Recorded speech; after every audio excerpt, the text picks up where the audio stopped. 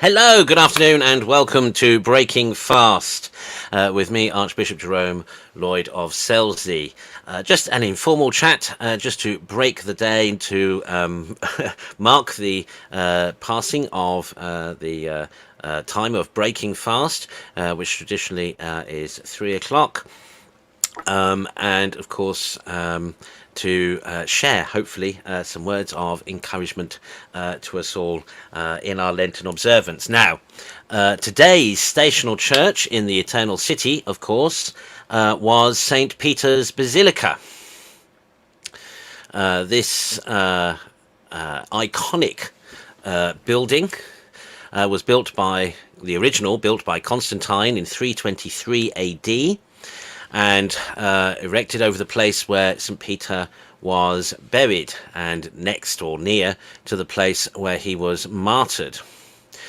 Vatican City, St. Peter's itself, until recently, was the largest church ever built, covering an area of 23,000 square meters. And has a capacity of over 60,000. It remains one of the holiest sites in Christendom. Now, we usually, with this programme, share a video about the stational churches. And I thought today I might share two. Now, time is short because I have a formation conference later. So time is short, but nonetheless, I thought I would share two videos with you today. Now, they both come at St. Peter's from a slightly different angle or perspective. So I hope you will find them informative. The second video shows a side to St. Peter's that perhaps, unless you've been to Rome, you wouldn't necessarily have experienced or know about. And the first video gives us a little bit of insight re the design and architecture. So let's play that one first. We're standing in St. Peter's Basilica in the Vatican City in Rome, and it is one of the largest, most ornate spaces I've ever been in. I shouldn't say one of the most, it is the most. and that was the idea. Pope Julius II, who commissioned the rebuilding of this church in the early 16th century, said to Bramante, the first architect, said, make me the most magnificent, biggest church in all of Christendom. And so that's what he did. Ultimately, yes, that's what we have. But that's not what this place was originally. If you go back to the ancient Roman era, this was Nero's circus, a place where games were performed, sporting events were performed. This was a place where Nero himself apparently actually rode a chariot. And it was also a place where there was an ancient necropolis, a burial ground, and by tradition, the place where St. Peter himself was crucified and then buried. The early Christians created a monument on that site. Apparently quite small and humble. And then Constantine builds a church on this site because, after all, St. Peter is the first pope, the first leader of the church, given that job by Christ himself. And that would have been the 4th century. So actually very early, that church, Constantine's St. Peter's, lasted for 1,000 years, a little more. Early 1500s, Pope Julius II, a very ambitious pope. Julius had this extraordinary vision, and he brought together some of the most talented artists to develop this extraordinary space. Beginning with the great high Renaissance artist Bramante, who did the initial plans for the rebuilding of St. Peter's, through the great artists Raphael and Michelangelo of the high Renaissance, as you said, the greatest minds of the Renaissance, and then later the Baroque in the early and mid-1600s worked on this building. Bramante understood this church as distinct from the way most churches had been built, that is, borrowing from the ancient Roman basilica plan. And most churches that anyone probably knows are basilica plans. It's a very practical kind of plan for a church. It's got a long central area. It allows for an easy passage of large numbers of people. It focuses on the altar. And so it just worked well. It works really well. But that's not what Bramante wanted. No, and that makes sense if you understand the mindset of the High Renaissance, where there was an enormous interest in mathematics and in ideal, perfect beauty and finding perfect proportions. Bramante's first design for St. Peter's was very much based on those ideas. It was a Greek cross with equal arms instead of one longer arm, and it was inscribed within a square with a dome over the center and smaller domes. In essence, it really was a series of perfect circles and perfect squares, but Bramante's design didn't survive. No, but people went back and forth to it, but ultimately what we ended up with in the end is an extension of one of the arms of the cross. And so the plan ultimately does follow a basilica format. That perfect geometric form gave way to the practical needs of the church to hold large numbers of people and to focus attention on the altar. So after Bramante, Raphael has a hand in the design, and ultimately it passes to Michelangelo. What Michelangelo was able to do before the later Baroque additions was to expand on, simplify, and clarify Bramante's original ideas, and his work can be seen in the dome and on the exterior of the 3 sides of the church that were not extended. And then, of course, Mandorno will add his Baroque facade. And Bernini will decorate the interior of the church during the Baroque era as well, with the baldacchino, the cathedra Petri, and will also extend the front of the church, creating the piazza, the St. Peter's Square. That's right, those extraordinary arms, that double colonnade. Right, so there's a century and a half or so of work on this church, a series of great architects and sculptors who work on it. It all works in the end. It really comes together, and it is one of the most magnificent spaces on the face of the earth.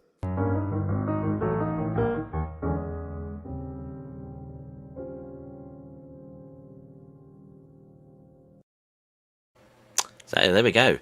Fascinating, isn't it? Really interesting. Now this second video, as I say, tantalizingly, gives us a perspective that otherwise we might not have unless we've been to Rome. Here goes. Hi, I'm Jason Spieler, and welcome to Walks Traveler. They say that you're not a true Roman until you've climbed the dome of St. Peter's Basilica. Well, you're supposed to take every single step. We're going to cheat a little bit today. We're going to take the elevator, which will bring us to the roof of the church. Then we're going to go 320 stairs all the way to the very top of the cupola. Let's go.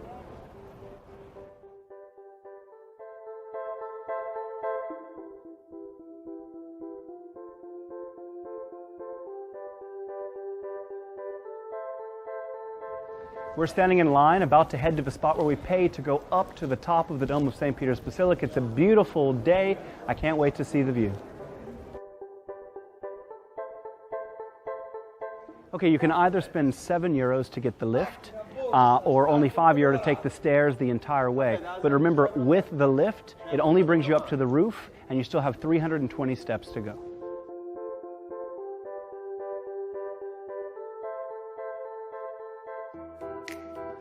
Okay, we just got out of the elevator and we're heading up there.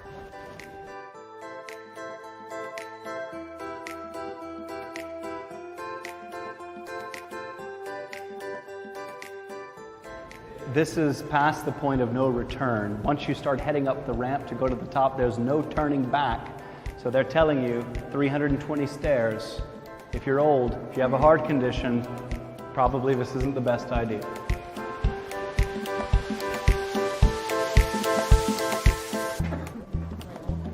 Oh, wow. The first ring of the cupola. Incredible view of the dome and all of the mosaics, the lantern, and an amazing bird's eye view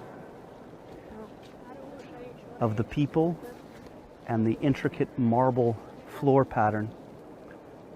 Looking down on the center of the church, the side transept, and then the apse west, just over in this direction.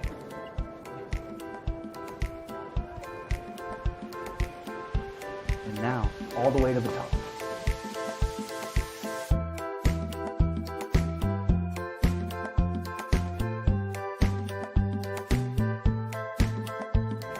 As the dome is getting more narrow, it's beginning to tilt this way.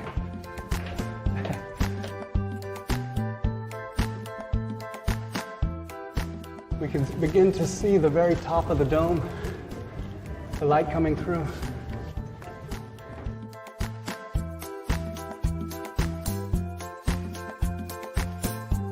Now begins the little twisty snail-like staircases, the snail of St. Andrew.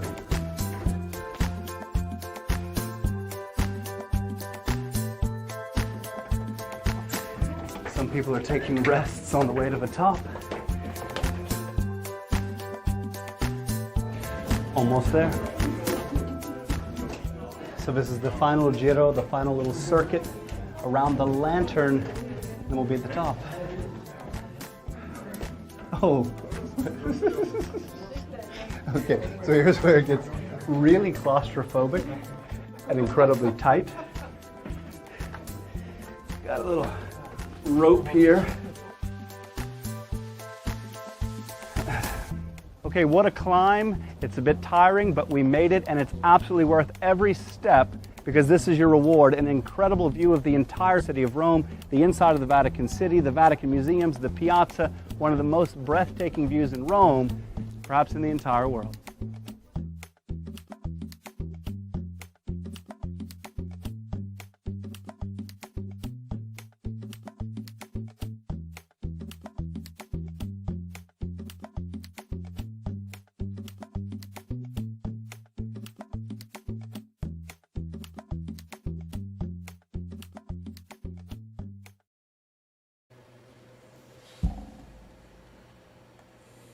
So there we are.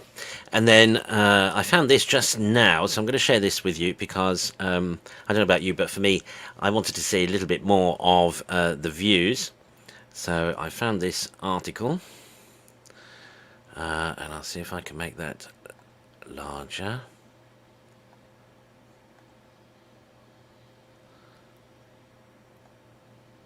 Yep, okay. Let's go. Can I do full screen on that? Okay. So all in all, actually, there are 451 steps and it's 320, as he said, from where you can get the lift. And I don't know if you can see, there is where you come out on the middle floor, and this brings you out into the inside of the dome, and this is the kind of view you can get, which is just incredible. This is looking across the expanse of the dome to the other side.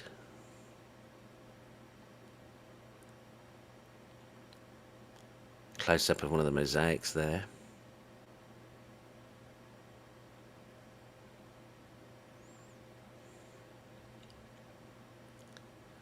Now there's, I don't think that's the snail, but that's one of those little staircases. You can see how steep those steps are.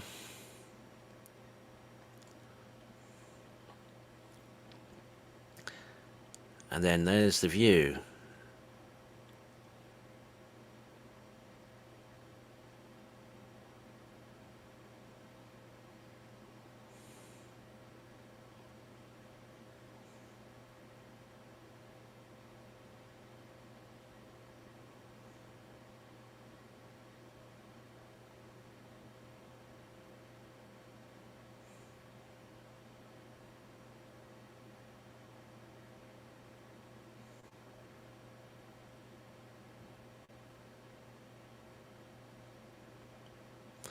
That there is the Sistine Chapel on the right middle of the screen.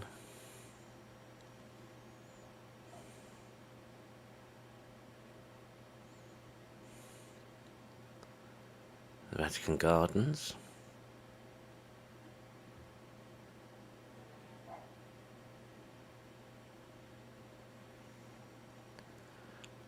There, if memory serves, that's the monastery where Emeritus Pope Benedict XVI now lives in retirement.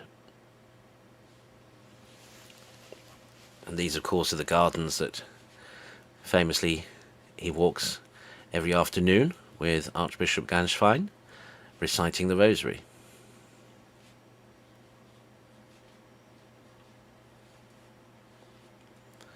And then there's a view from the cupola up close, which of course crowns the dome. And those are the statues, of course, that surround St. Peter's. Though these are the ones on the top of the facade of the basilica itself.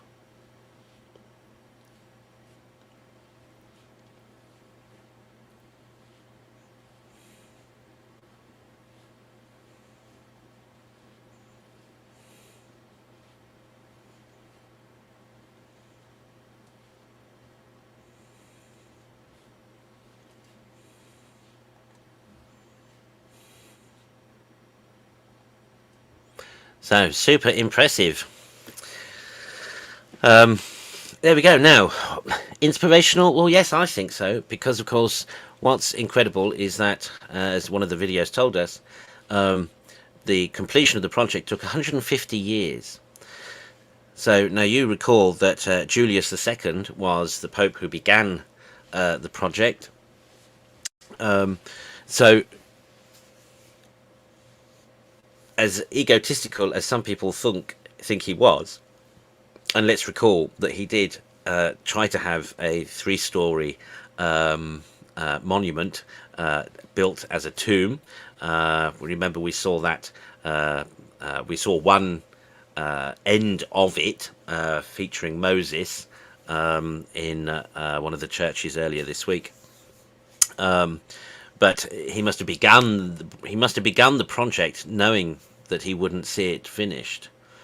And of course, that's the fascinating thing about most of the cathedrals, certainly in the early period, built during the medieval period, etc.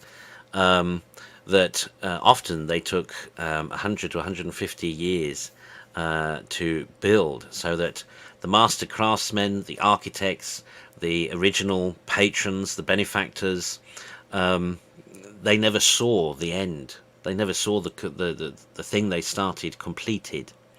And yet, when you think of how frenetic the world seems to us today, and how everything's changing every 5 minutes and so on and so forth, and yet back in the day, there obviously was a sense, we might say, of communion, re the church and re the faith, that these big projects were begun by one generation, worked on by several generations, and completed by another generation, and a generation, let's face it, far removed from having any knowledge or real sense of intimacy with the generation that had started the projects.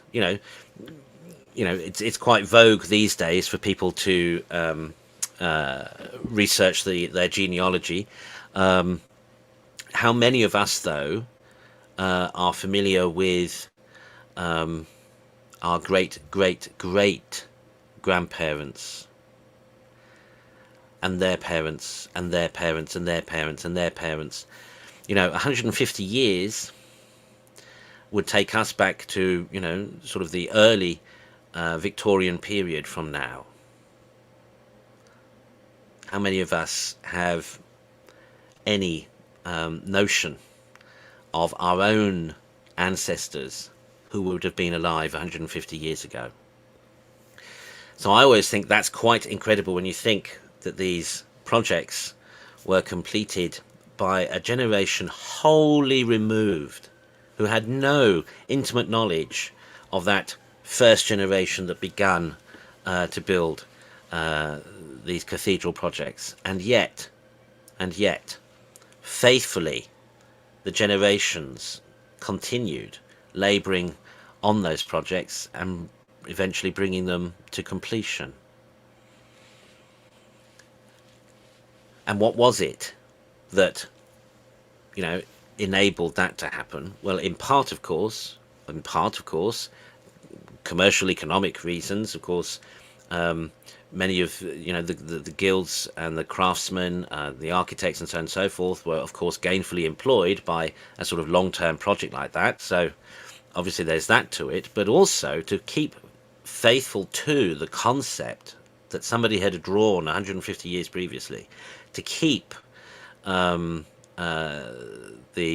passion and the desire for funders and benefactors and patrons to keep going and keep giving the money to complete the project.